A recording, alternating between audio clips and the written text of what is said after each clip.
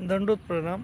मायबाप हो, आपण ज्या सृष्टीमध्ये राहतो त्या सृष्टीचा जर आपण विचार केला, वैज्ञानिक दृष्टीनं विचार केला, तर ह्या सृष्टीमध्ये 69% पाणी आहे आणि 31% जमीन आहे.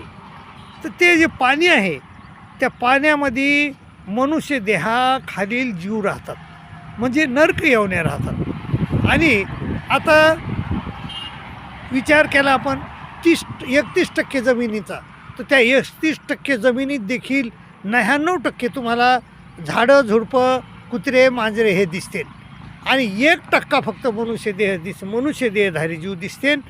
तर ह्या बाबीचा जर आपण विचार केला तर मनुष्य देह तुम्हाला मिळालेला आहे ही अत्यंत महत्त्वाची बाब आहे आणि ती मनुष्य देह आहे टिकविणं तुमचं काम आहे.